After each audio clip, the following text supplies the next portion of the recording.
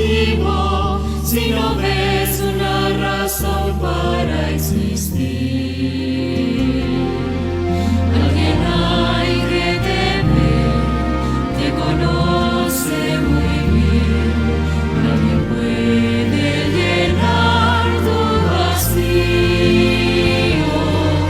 Es Jesús, quiere caminar contigo. Solo tú se lo puedes permitir.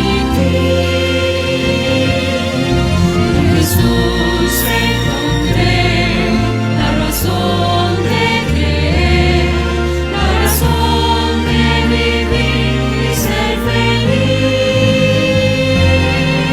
Nada hay, nada existe, nada llenará tu ser como Jesús, tu amigo y Salvador. Hoy yo puedo confiar y mi vida entregar. Hoy yo puedo hallar el camino. Es Jesús quien a salvarme vino. Es Jesús al quien hoy podré sentir. En Jesús encontré la razón de creer, la razón de vivir y ser feliz.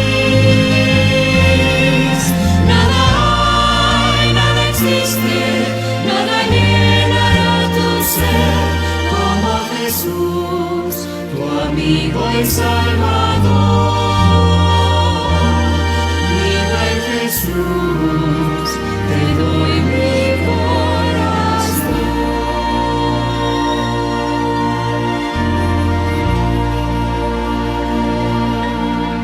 Amén.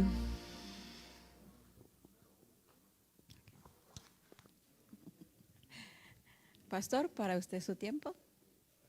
Ya estamos.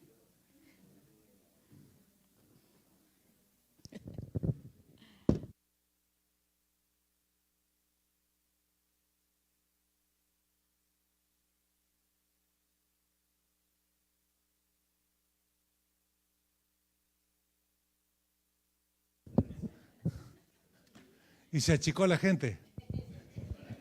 Parece que no son muy voluntarios. O se aburrieron los otros. O tenían compromiso. Bueno, estábamos hablando un poquito del conflicto, ¿no es cierto? Y ¿de dónde vienen los conflictos? Es decir, ¿cómo se forman? Y hay lo que se llama Cognitive Behavioral Therapy, ¿no es cierto?, que es la terapia en psicología, que es cognitiva, ¿no es cierto?, y de la conducta, es decir, cómo trabaja la mente de la persona, cómo se forman los pensamientos a partir de las experiencias que hemos tenido en la infancia, mayormente. ¿Cómo ha sido nuestra infancia? Tenemos una familia de origen, que es la que nos crió, puede ser que sean nuestros padres biológicos, puede ser que sea un padre biológico y una tía, o la separación y el divorcio haga que el padre sea el biológico y la madrastra sea la nueva mujer que tiene la persona, el niño. ¿Cómo ese niño es tratado en la familia? ¿Cómo se relacionan los padres entre sí? ¿Cómo se comunican entre ellos? Si hay agresión, si hay enojo, si hay disgusto, si no coinciden en las cosas y no se llevan bien. Y entonces en la familia de origen se empiezan a formar en el niño ideas acerca de cómo es él como niño, cómo son los otros, cómo es el mundo, cómo es Dios, y también en relación con el tiempo. Es la forma como nosotros vamos a ver después como adultos, con los cristales que nos pusieron nuestros padres en la infancia. Vamos a ver el mundo a partir de nuestra familia de origen. Lo que aprendimos en la familia. Observando conscientemente la conducta de nuestros padres, cómo se relacionaban, y observando sin mirar, inconscientemente, automáticamente, aprendiendo de los gestos sin poner atención, viendo las interacciones, cómo se relacionan los padres. Y así vamos formando una idea de lo que yo soy y todo lo demás. O sea que en la familia de origen se forma esto. Y así nosotros podemos aprender el conflicto en la familia, cuando vivimos en una familia en conflicto. El divorcio está en un 50% ya en las iglesias, en los cristianos. 100 se casan, 50 se divorcian, y el resto que queda, la mayoría tiene problemas de relación. O sea que un hombre no es una mujer y una mujer no es un hombre. Aunque nos han querido hacer creer eso, con esta cultura que le llaman woke o progresismo político, progresismo económico, progresismo moral. Lo hemos tenido aquí en esta nación, con el presidente anterior. Lo tiene toda Europa y el cristianismo está muriendo en todas las iglesias. Y los musulmanes están creciendo como plaga en Europa. Y están conquistando. Ya conquistaron Londres con el 70% de musulmanes, hindúes y todo, y solamente un 30% de ingleses. Perdieron Londres, los grandes conquistadores del mundo. Los que conquistaron aquí esta nación. Canadá, Nueva Zelanda, Australia, también tuvieron en la India. Los grandes conquistadores del mundo, los imperialistas, ¿no es cierto? Por supuesto, hicieron muchísimo daño, muchísima crueldad, pero también desarrollaron naciones como esta, que es una gran oportunidad para que los hispanos hayamos venido a este lugar y podamos tener una vida más holgada, tener trabajo, poder educar a nuestros hijos en la nación número 1 del mundo. O sea que cosas buenas trajeron los ingleses y también sus cosas terribles. Grandes torturas, esclavitud, masacres. Dicen los nativos de acá que mataron 100 millones de los nativos de acá. Entonces, ahora el conquistador está siendo conquistado por una invasión silenciosa que penetró las raíces de la nación con esta cultura woke, la cultura progresista, que es la cultura de diversidad en todo, libertad sexual en todo. Puedes hacer de tu vida lo que se te antoje. Puedes casarte hasta con un perro. Y hay muchas mujeres que se han casado con perros. Hombres también. Y entonces cualquier cosa, no hay verdad absoluta en esto. Y esto trajo un gobierno del otro lado, que se identifica plenamente con el cristianismo, pero a su manera humana. ¿Sí? Con el mismo racismo de los ingleses, penetrado en las venas, y hablando de cristianismo, y olvidándose lo que dice la Biblia. Cristo no era anglosajón, no era inglés, era como un árabe, en su naturaleza humana como un judío. Pero así es el hombre, así paradójico, controversial dentro de sí mismo, tienen el conflicto dentro, ¿no es cierto? Porque yo defiendo a los cristianos, yo apoyo el cristianismo, pero no sigo todas las reglas y los principios del cristianismo. Bueno, nosotros tenemos 3 partes en nuestra conducta, que es muy importante señalarlo. Son diferentes temas los que manejo de estos, y cada uno es muy largo, para una semana queda por poco también, pero más o menos haciendo síntesis y mezclando un poquito de todo. Pensamiento, sentimiento y conducta. Tenemos el pensamiento, tenemos el sentimiento, las emociones y la conducta.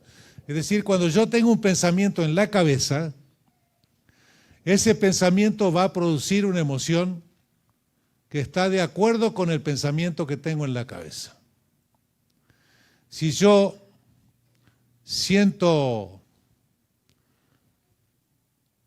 pienso muy mal de una persona, no la puedo aceptar. Quisiera destruirla si pudiera. La emoción que va a acompañar eso va a ser una emoción de odio, de rencor. O sea que la emoción acompaña siempre al pensamiento, subordinándose al pensamiento. Luego de eso, de tener el pensamiento que no puedo ni ver a esa persona, la emoción de odio hacia esa persona, porque el odio es una emoción. Luego viene la conducta, el siguiente paso. ¿Qué hago? Lo espero por ahí y le doy un garrotazo en la cabeza. Le quiebro las piernas. Le pego un balazo si fuera más grave el asunto, que lo quiero liquidar. Pero la conducta no puede llevarse a cabo de la manera como el pensamiento quiere, porque el pensamiento dijera, lo quiero muerto. Pero cuando llega la conducta y lo va a matar, piensa en la cárcel. Y entonces no puede concretar lo que tiene en el pensamiento porque la cárcel lo frena. 10, 15, 20 años silla eléctrica. Entonces lo frena. Ese es un estímulo aversivo, es decir, hay un riesgo muy grande de que yo lleve a cabo esta conducta que me va a traer una consecuencia peor, que si mato a esa persona que no merece estar viva, y por matar a este tipo el costo que voy a tener es pasarme 15 años, 20 años en la cárcel o la silla eléctrica. No vale la pena que mate a este tipo. Entonces, la conducta no se puede llevar a cabo, tal como el pensamiento lo tiene en mente. Quisiera verlo muerto, ¿no es cierto? No lo puede llevar a cabo, pero la conducta está dirigida a hacerlo, simplemente por el pensamiento, pero simplemente no lo hace por las reglas sociales que hay y el castigo de las leyes. Por otro lado, también hay que tener en cuenta que esta persona que siente odio por esa persona y quiere acabar con su vida, tampoco la acaba. ¿Por qué? Porque tiene cierta parte moral que lo frena, la conciencia moral. Está bien, lo voy a matar, se merece que lo mate. Empieza a deliberar el cerebro, ¿no? Porque la conducta puede llegar a hacerlo, pero el cerebro delibera, bueno, ya tomo el revólver, lo voy a matar, pero pienso, tiene 2 hijos, van a quedar sin padre. La parte moral. Y después la otra es si yo tengo un componente psicopático. Los psicópatas son los que no tienen empatía. Es decir, no pueden calzar el zapato del otro, no pueden comprender a otra persona, no la comprenden. La van a cortar de a pedazos y no van a sentir nada.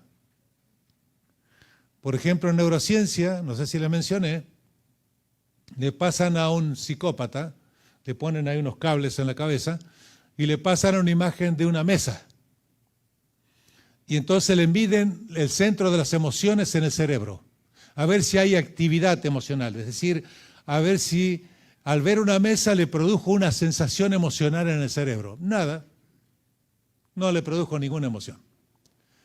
Luego le pasan una mujer que es violada, muerta y descuartizada. Descuartizada. Ustedes saben, con la inteligencia artificial pueden hacer todo eso.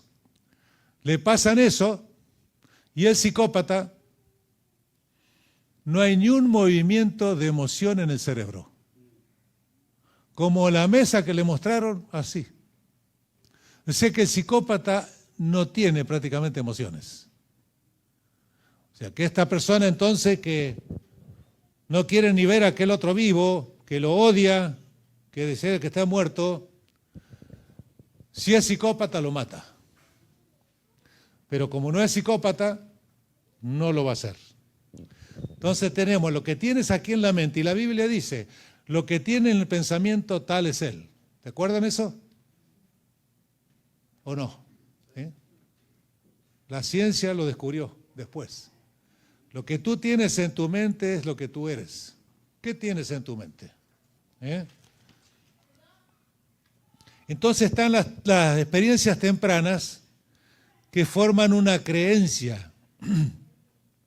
Los pensamientos que nos vienen, las emociones, la conducta, y también nos afecta la parte física, pues nos puede traer ardor de estómago, ¿no es cierto?, ansiedad, el estar en tensión así.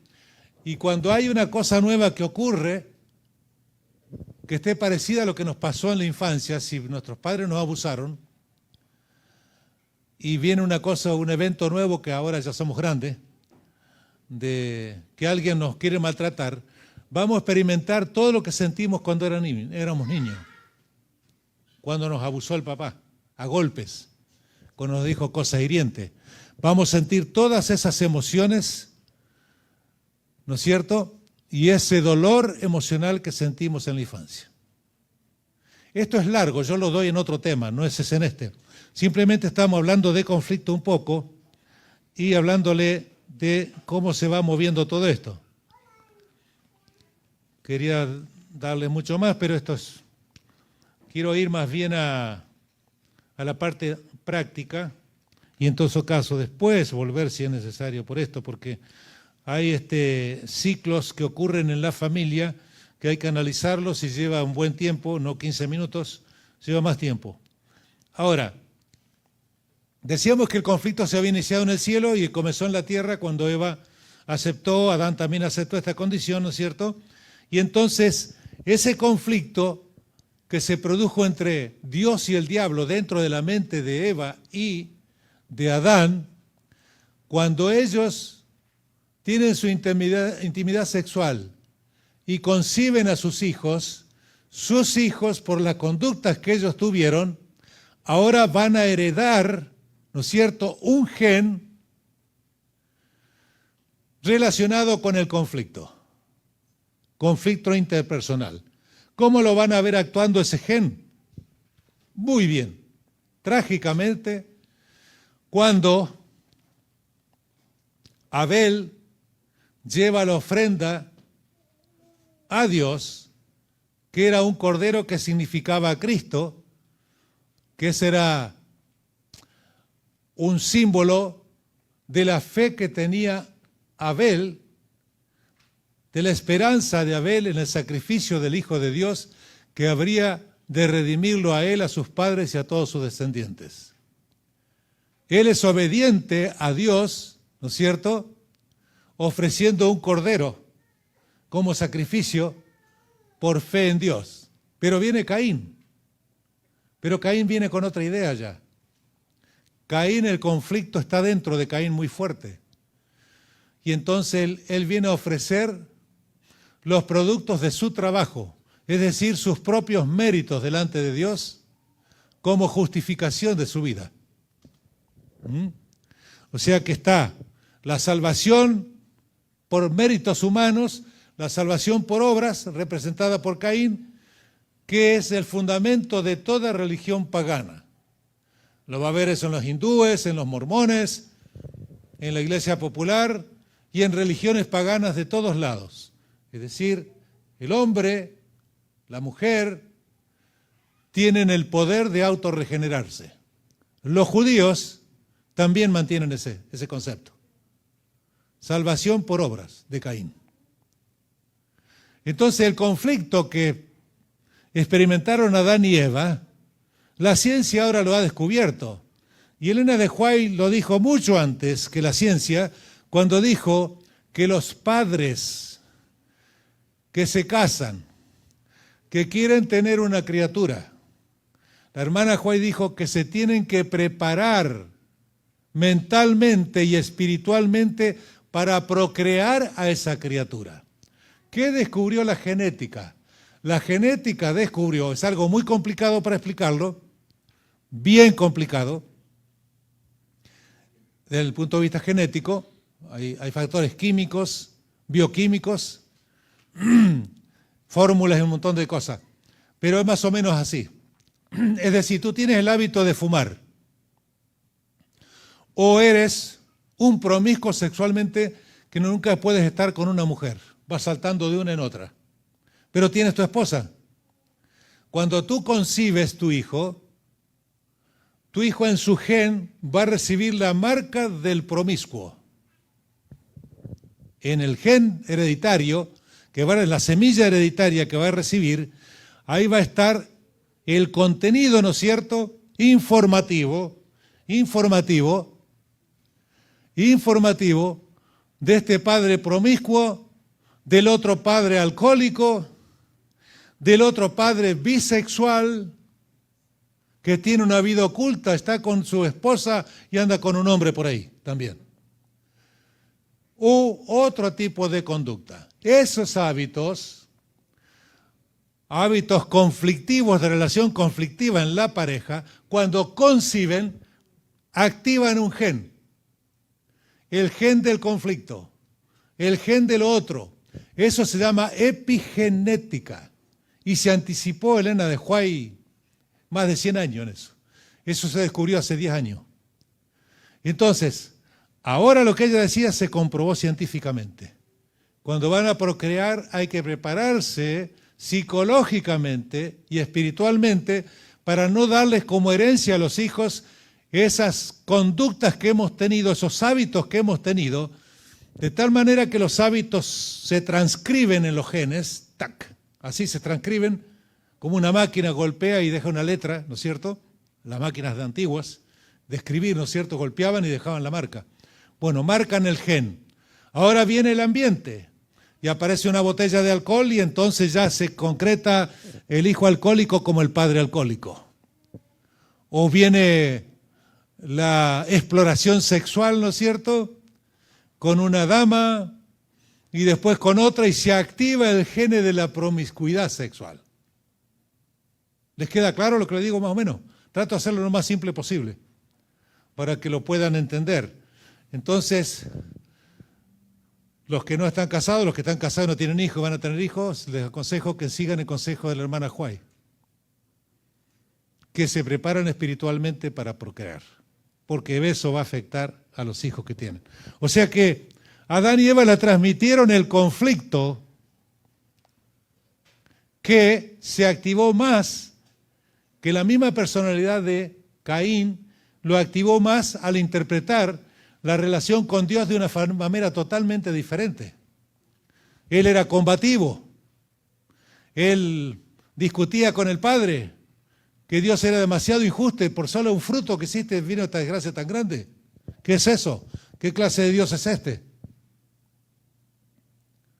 El conflicto. Así que pasó y entonces Caín mató a Abel. Y Abel se convirtió, ¿no es cierto?, en la figura de Jesucristo. Yo voy a dejar aquí y seguimos con el mensaje. ¿Les parece bien? Está medio mezclado esto, ¿no? Espero que mañana venga alguno. Si no, me quedo en el hotel.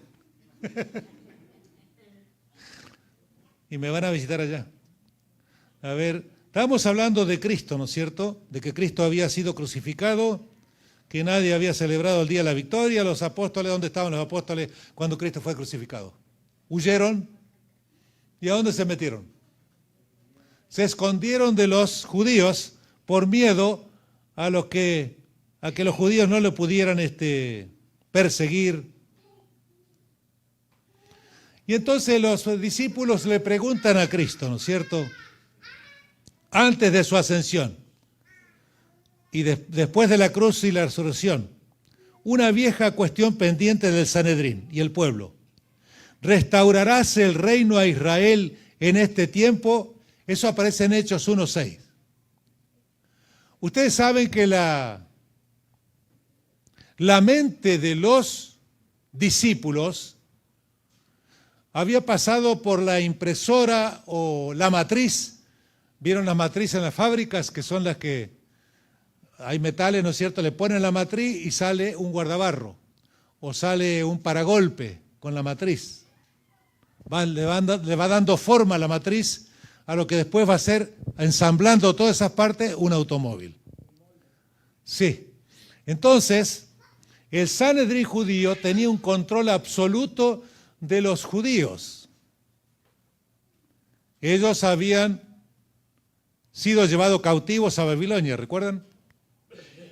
Después, por un decreto de un rey, digamos, persa, volvieron a Israel. Se centraron en la ley de Dios como el principio de identidad del pueblo de Israel como el pueblo elegido de Dios, en la ley de Dios. Entonces, estaban bajo la esclavitud de los romanos. Estaban bajo la esclavitud de los romanos. Y el pueblo de Israel era muy cerrado y el gobierno de Israel estaba en el Sanedrín judío, compuestos por sacerdotes, ¿no es cierto?, escribas, fariseos, saduceos, todos ellos formaban este cuerpo. Usted era miembro del Sanedrín judío, pero si usted era una persona que trabajaba para el gobierno romano en impuestos, como Zaqueo, lo borraban de la sociedad judía, lo declaraban muerto socialmente en el pueblo judío, rechazado totalmente. O sea que el poder que tenían el Sanedrín sobre la gente era muy fuerte. ¿Recuerdan que los hermanos de Cristo le dijeron, no vas a ir a Jerusalén? ¿Recuerdan? Y Jesús le dijo, no es mi tiempo. El tiempo de ustedes es otro tiempo. Mi tiempo es otro. Una cosa es el tiempo del hombre y otra cosa es el tiempo de Dios. Son dos tiempos diferentes. Y entonces, y también entonces después, Pedro pregunta luego de resucitar Cristo y ascender al cielo si iba a restaurar el reino de Israel.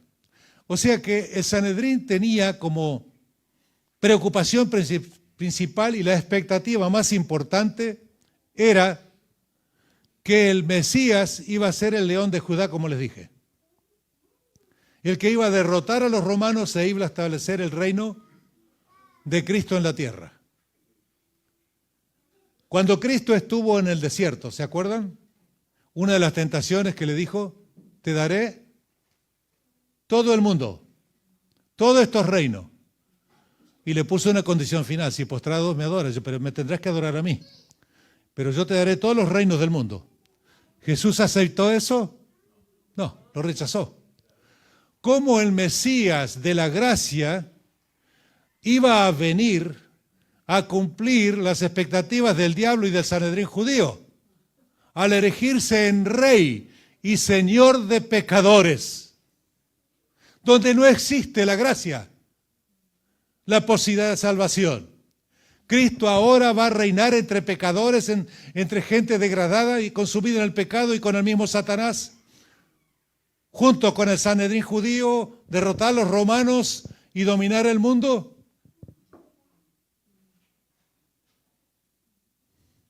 Y saben que la cosa más terrible que Satanás estaba tirando ahí no era solamente que Cristo gobernara el mundo de pecadores sin gracia. Gloria sin gracia, no hay posibilidad de vida para nadie. Y entonces, sino que quería separar a Cristo del Espíritu Santo y del Padre. Es el intento más artero que tenía ahí. Porque si él separa a Cristo del Padre y el Espíritu Santo, se arma una separación de la divinidad. 2 contra 1. Y Cristo ahora con Satanás. Satanás es muy inteligente, muy artero. No sé si lo habían pensado alguna vez esto. Eso es lo que me vino a la mente hace unos años a mí. Que ese fue el golpe de Satanás artero. Los otros eran también fuertes, pero ese era el más artero. Y al tratar de ponerlo como rey del mundo, estaba impidiendo a Satanás el sacrificio de la cruz y estaba impidiendo a Satanás, ¿no es cierto? Estaba impidiendo a Satanás la posibilidad de ser juzgado ante el trono de Dios por el supremo pecador, el que ocasionó el desastre en el cielo y en la tierra. El único ser creado con su grupo de seguidores que no tiene redención. Y como no tiene redención, está desesperado y odia a todos ustedes y a mí y a todos los seres humanos, los odia a muerte. Porque los seres humanos tienen la oportunidad de ser redimidos. Porque de tal manera amó Dios al mundo que dio a su Hijo unigénito para que todo aquel que en Él crea no se pierda ni tenga vida eterna. Tengo un amigo que se me dio vuelta ahora, un pastor amigo de años que ya está retirado, y se me dio vuelta porque él le venía en su imaginación, sus emociones, que quería que todo el mundo se salve, y dejó la iglesia adventista, se fue con los bautistas, pentecostales, y ahora terminó con el universalismo, pensando que no importa lo que tú hagas, Dios va a salvar a todo el mundo. Dios quiera que fuera así, pero no es así, desgraciadamente. No es lo que dice la palabra de Dios. No es lo que dice la Biblia. No es lo que dicen los escritos inspirados. No. Miren, si Dios pudiera haber evitado el sacrificio de la cruz, cambiando la ley de Dios, Cristo no hubiera muerto por nadie. Pero los principios de Dios son eternos, no se pueden cambiar. No se pueden cambiar. Y por esos principios seremos juzgados. Seremos juzgados por el descuido de la gracia de Cristo, por haber rechazado la gracia de Cristo. Dios no puede llevar al cielo a gente que no quiere vivir allí. ¿O ustedes piensan que sí? ¿A dónde está la libertad de elección? Que para Dios es sagrada. Si no fuera sagrada la libertad de elección para Dios, entonces la caída de Adán y Eva no era problema. No era solamente una manzana, era un principio de obediencia que está relacionado con la moral de un seguidor de Cristo, de un seguidor del Creador del universo. Y Dios dio su vida por él. Y ahora entonces los hombres dicen, queremos un rey, queremos un guerrero, queremos un Moisés, queremos un león de Judá. No queremos a alguien débil que cualquiera lo levanta en una cruz y lo clavan allí. Los romanos no eran cualquiera, dominaban el mundo. No queremos a alguien, pero comparado con Dios y los poderes que ellos imaginaban, los romanos no eran nada. Porque este Mesías, los romanos comparados con este Mesías no eran nada, eran polvo, absolutamente nada. Y ahora dicen, restaurarás tu reino, dicen ahora los seguidores de Jesús. Todavía quieren el reino de Israel. Ya la gracia estaba instalada con la cruz. Y ahora era el período de la gracia. Y ellos ya querían reinar con Cristo sin haber llevado el Evangelio al mundo. Ellos creían que Israel era el pueblo escogido. Y el Sanedrín, la institución que Dios había escogido para guiar al pueblo hacia la ciudad eterna. Esta pregunta, ¿vas a restaurar ahora Jerusalén, el reinado? Parecía la pregunta de un retardado espiritual. Habían pasado por la experiencia devastadora de la cruz y la muerte de Jesús, por la resurrección de la muerte, y todavía planteando una pregunta que parecía de carácter geopolítico, más que espiritual. Pablo en Hebreo dice, nos habla de hombres que caminaron por fe como extranjeros aún en la tierra prometida. Y estos ahora seguidores de Jesús enfocados más en el reino de Israel que en el reino de Dios en la tierra. Enfocados en el reino de gloria más que en el reino de la gracia. Increíble, 3 años y medio caminando con Cristo y pensando en estas cosas. 3 años y medio que Pablo camina y lo traiciona. 3 años y medio que los hermanos Juan y su hermano pelean por posiciones en el cielo, como la gente pelea en las iglesias por posesión o en la política, en el poder, todavía peleando por posesiones siendo cristianos, cuando debemos rendir todo a Cristo y ser humildes de corazón.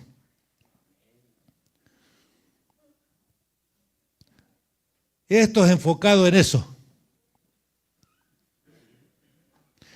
Hoy nosotros nos preocupamos por la cultura de moda, la nacionalidad, las tradiciones, la política, el idioma, la raza, más que desarrollar una relación con Dios, un carácter que se parezca a Cristo. Estamos zambullidos en barro humano. Nuestra mente está hecha bolsa, pedazos. Y nosotros creamos principios dentro de la iglesia. Queremos, ¿qué cosa? Queremos corregir a Dios. en las iglesias con nuestras conductas y nuestras tendencias y nuestras pasiones. Lo queremos corregir. Relativizamos el matrimonio, relativizamos el adulterio, relativizamos la pornografía. Oh, el 75% de los pastores usan pornografía. Eso le comenté que el Instituto Bautista Barna estudió pastores bautistas y todos ellos. 75% de pastores han bullido en pornografía. Y tratando de encontrar argumento en la Biblia para esa cultura degradada. Yo sé lo que produce toda la pornografía, hasta dónde lleva a las personas.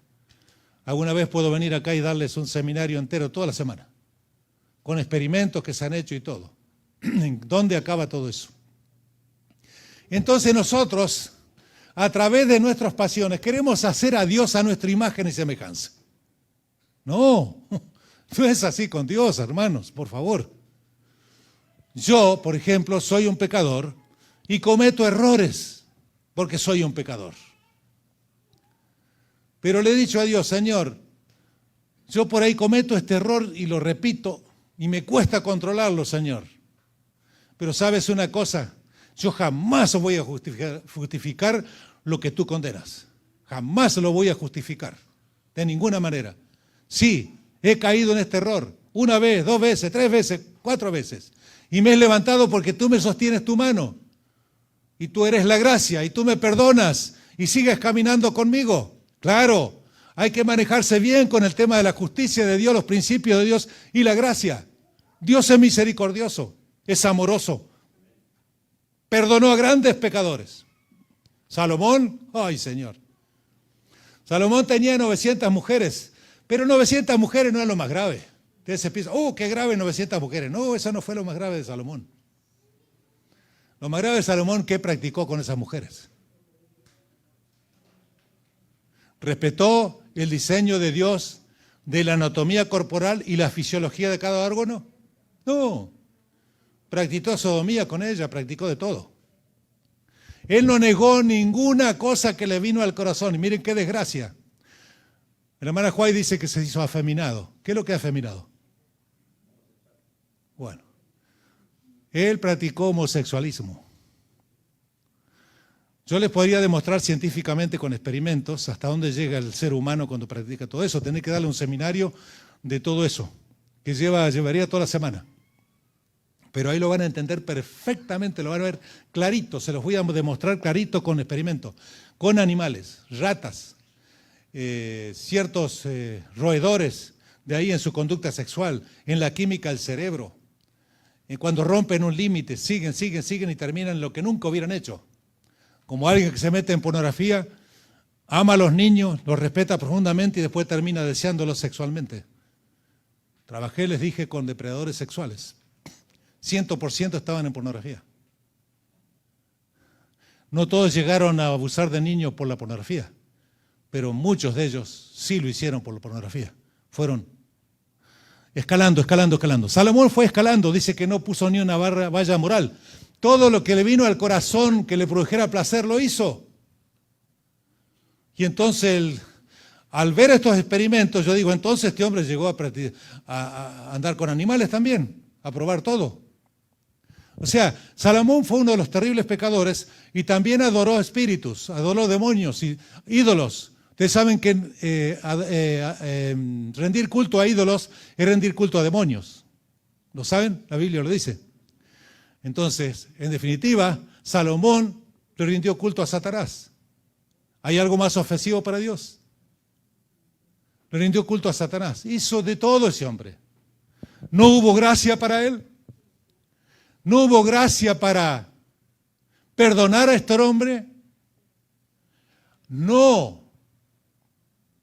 Consentir en los pecados del hombre. La gracia no es para promover pecados ni consentir en los pecados de la persona. No. La gracia relacionada con el perdón, es decir, un perdón que restaura. La gracia que le podemos llamar transformadora. Dios te perdona y te dice, vete, no peques más. Como le dijo a aquella mujer, ¿te acuerdas? Vete, no lo hagas más. Párate por ahí. el Espíritu de Dios, la pluma inspirada nos dice que 7 veces le tuvo que sacar los demonios a esta mujer, a la prostituta. Hermanos, cuando una persona está en prostitución, yo soy hombre, y yo les digo por todo lo que he visto trabajando con depredadores sexuales, el hombre es un animal degenerado cuando se degenera, terriblemente degenerado, que somete a las mujeres y las degrada en las peores cosas. Lo digo por experiencia, porque he atendido mucha gente. El hombre es un animal degenerado y perverso cuando se degrada. Imagínense Salomón hasta dónde llegó. ¿Y no hubo gracia para él? Sí, había gracia disponible. Pero si no te aferras de la gracia, quedas solo entre el juicio de Dios. Y la gracia está representada por Cristo clavado en una cruz por nuestros pecados. No importa lo que hayas hecho en tu vida, Dios está dispuesto a perdonarte. Dios está dispuesto a transformarte, a transformar tu vida, a hacerte una nueva persona. El propósito de Dios es no dejarte en el barro, en el polvo, en el que te debates, sometido por las pasiones más degradantes, consumidos por los deseos y los impulsos ingobernables que apagan tu conciencia y no dejan que te controles, tal como lo demuestra la neurociencia. Dios está dispuesto a liberarte. Él vino a desatar las cadenas que Satanás puso en cada uno de nosotros para hacernos realmente libres. Él es quien nos puede hacer libres porque Él representa la libertad sobre todas las condiciones que pesan sobre nosotros a través de la naturaleza humana caída y toda la herencia que traemos. Les digo más, la neurociencia han descubierto hace muy poquito, me lo estaba diciendo un médico, mi hijo que es médico, estaban descubriendo que cuando uno piensa en herencia, ¿no es cierto? ¿Hasta qué generación ustedes piensan que han recibido herencia? ¿Que han heredado? Hasta la cuarta, ¿no? Esa en una parte, sí, es bíblico, en una parte. Pero la neurociencia ha descubierto que nosotros somos como un vagón de tren. Tenemos el tren de carga, ¿no es cierto?, que lleva los vagones vacíos. En cada pueblo que pasa, cargan un vagón. En un pueblo llamado promiscuidad sexual, le cargan el vagón de promiscuidad sexual. Llega al siguiente pueblo, homosexualidad, le cargan el vagón de la homosexualidad. Llega al siguiente pueblo, el pueblo de la soberbia, arriba el de la soberbia. Llega al siguiente pueblo, el pueblo de la mentira, le cargan el vagón de la mentira. Cuando quieren acordar, el tren está repleto, no se pueden contar los vagones porque se ha cargado de todo ahí, todo lo más caído de la naturaleza humana a través de generaciones, de miles de años se ha ido cargando ahí. Entonces, toda nuestra herencia está llena de genes con todos los genes posibles del mal. ¿Qué falta? Que el medio ambiente donde se cría un niño despierte ese gen. Viene un hombre, toca a una criatura, manosea a un niño y se puede despertar el gen de la homosexualidad. Increíble. ¿Qué opinan ustedes? Está terrible, ¿no? Tenemos que batallar, ¿no es cierto?, en nuestra vida con una herencia terrible, terrible, terrible, que traemos de centenares de años. De centenares de años. Si leemos la hermana Juárez nos vamos a encontrar que sí, es así. Viene de lejísimos todo eso. Muy lejos. Por eso están hablando de transcripción genética, y cuando se activa un gen que va a llevar a una persona a actuar de una manera. Yo le quería hablar un poquito de filosofía, que es una hermana que gusta mucho filosofía, pero va a ser medio complicado. Está hablando del ser, ¿no es cierto?, de estar, ¿no es cierto?, y el hacer. El ser es hoy, lo que yo soy hoy. El estar, ¿dónde estoy yo hoy? Y el hacer, ¿qué hago hoy? El ser hoy. ¿Cómo soy yo? si mis pensamientos determinan lo que soy en este momento? ¿Están mis pensamientos atados, ceñidos por el carácter de Cristo?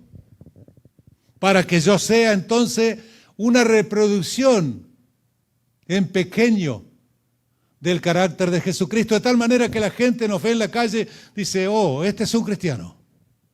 Se nota por su mirada, su aspecto, su comportamiento, se nota que es un seguidor de Cristo.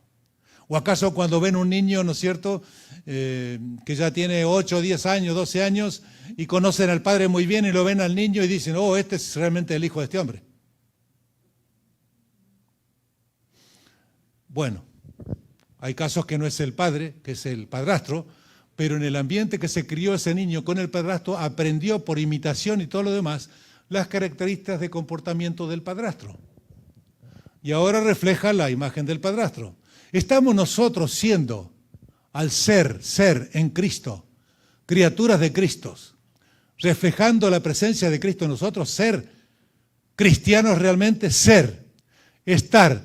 Estoy ahora en este momento acá, cuando se habla de Cristo, cuando se habla de la cruz de Cristo, cuando se habla del sacrificio de Cristo. Estoy acá o mi mente está allí en el negocio que tengo que hacer mañana, o en el compromiso que tengo por allá, o en la cosa pendiente que tengo con la persona que tengo una relación y no está muy bien.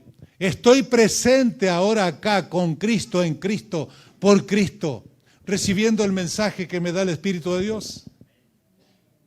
¿O estoy ausente, dividido? No estoy escuchando.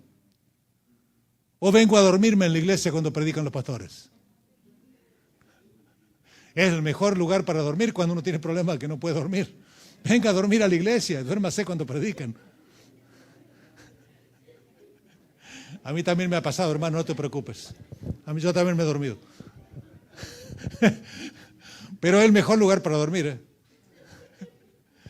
Cuando uno está cansado, pasa siempre así. Entonces, hermanos, estoy aquí presente con Cristo, en Cristo, por Cristo. Soy el que tengo que ser.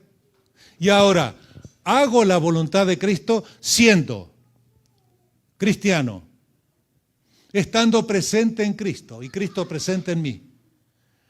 Ahora, hago su voluntad.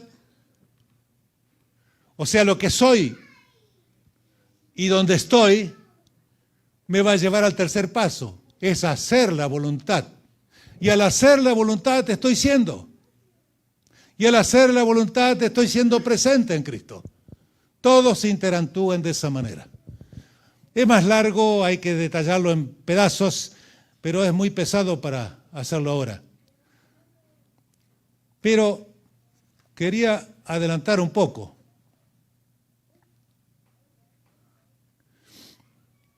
Déjeme buscar aquí.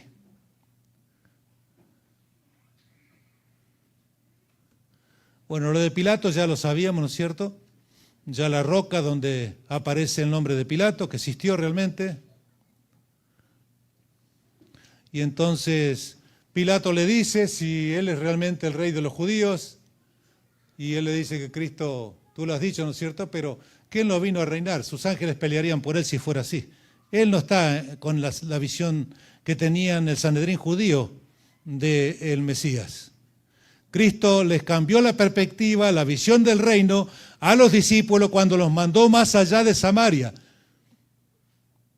hasta lo último de la tierra. Ellos estaban siendo ahora proyectados por Cristo universalmente en un terreno desconocido. Ellos estaban centrados en una misión cultural, tradicional, religiosa, racial del Evangelio. El Evangelio, ¿no es cierto?, de y para Israel. Algunos están demasiado preocupados, ¿no es cierto?, en la iglesia, y está bien, no digo que esté mal. Pero Dios nos está proyectando más allá de las puertas de la iglesia, fuera de la iglesia, para alcanzar a todo el mundo. El tiempo de Israel se había acabado con las 70 semanas disponibles proféticamente a Israel, hasta que mataron a Esteban. Un hecho que no solo fue semilla de la conversión de Pablo, sino de su constitución como apóstol de los gentiles. Pablo confirma con su misión a los gentiles que en la muerte de Esteban, Israel ya no sería el centro de la misión del omnipotente Dios, sino el mundo. Un mundo para alcanzar para nosotros. El águila se remontó como Cristo en las alturas y de allí lanzó el polluelo al aire como los discípulos. El polluelo de águila debía sobrevivir usando sus alas desplegadas en el viento, aleteando aquí y allá, sostenido en el aire por el Espíritu de Dios. Jesús los estaba lanzando a un mundo de paganos. No sé si usted ha ido a otros países donde hablan otros idiomas y tienen otras culturas. Pero qué extraño se siente uno cuando va a la India. Se siente como que está en otro mundo. Te sientes terriblemente extraño. Como que no perteneces a ese lugar de ninguna manera. Y entonces Cristo ahora le dice, tienen que ir hasta lo último de la tierra. Se acabaron las murallas separatorias de Jerusalén. Tienen que ir más allá de Jerusalén para alcanzar a los comedores de cerdo, para alcanzar a los adoradores de millones de ídolos en todo el mundo. Les abrió la perspectiva del Evangelio y del reino a todo el mundo. Se habían acabado las cadenas de un pueblo escogido de Dios que clavó Cristo en la cruz. Y al clavarlo en la cruz, dio cumplimiento a las grandes profecías mesiánicas de un Salvador para el mundo. Dios habría creado las condiciones, el fundamento, para que ahora el mundo fuera la meta más gloriosa de cada cristiano. En una primera etapa los discípulos comenzaron en Israel, era el terreno de la familia. Ahora, en un segundo lanzamiento, la iglesia sería el mundo entero, un lugar desconocido que les creaba ansiedad. Debían conquistar lo imposible con un Dios precisamente de lo imposible. Era la conducta de Dios la que no conoce límites humanos. Los que han sido crucificados por Cristo y con Cristo conocen las maravillas de vivir con Cristo una nueva vida. Se mueven de aquí para allá, movidos por el Espíritu de Dios, del mundo conocido a un mundo para conocer, lleno de misterios. Desde lo más alto, en un crecimiento constante, caminando por fe. Yo estaré con ustedes hasta el fin del mundo. Yo estaré con ustedes hasta el fin del mundo. Mientras ustedes comparten el Evangelio con sus vecinos, con otra gente, Cristo estará con ustedes. ¿Quieren saber cuándo Cristo puede estar con ustedes más cerca?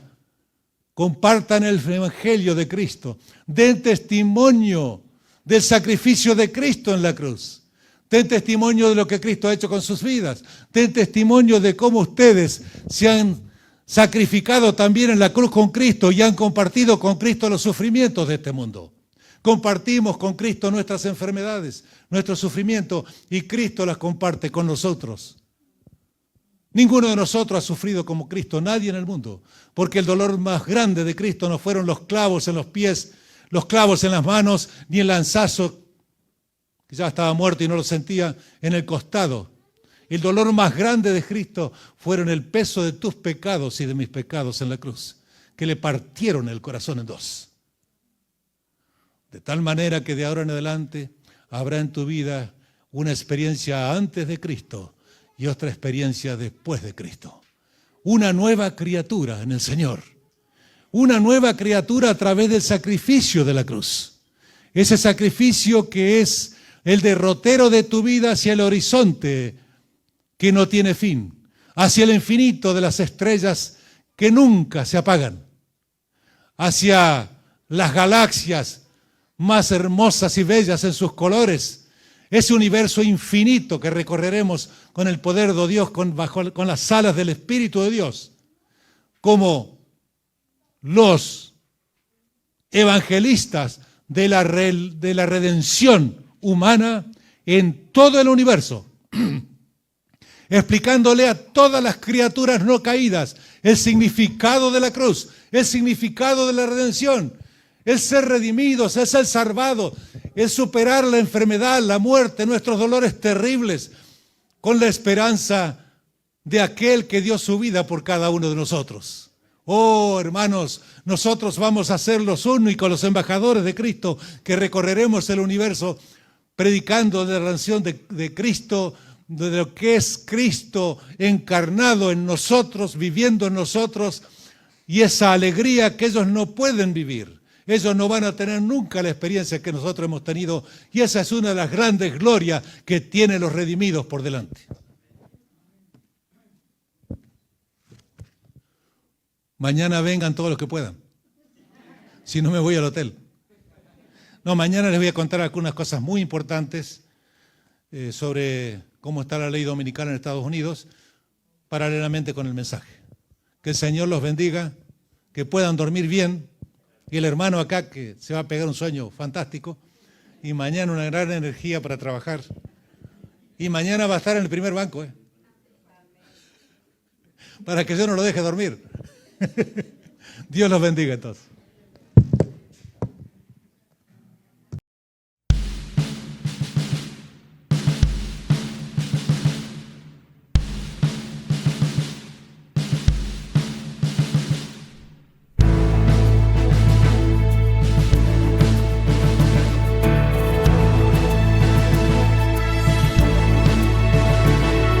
El cielo se abre y su gloria podemos ver.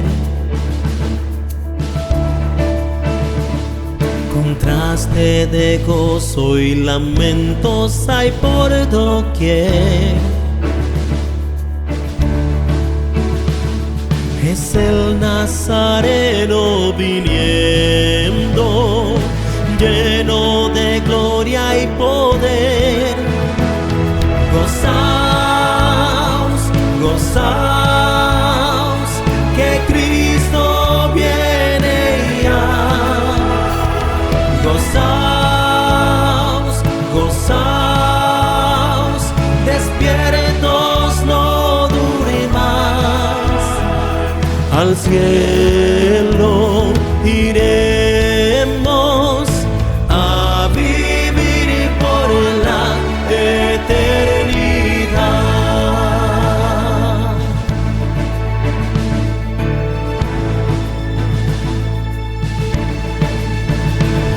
La tierra es un caos, ya los ángeles puedo ver, llevando a los redimidos al cielo con él. Mas los que desobedecieron, la muerte eterna verán. Gozaos, gozaos, que Cristo viene ya. Gozaos, gozaos, despiertos, no dure más. Al cielo iremos a vivir por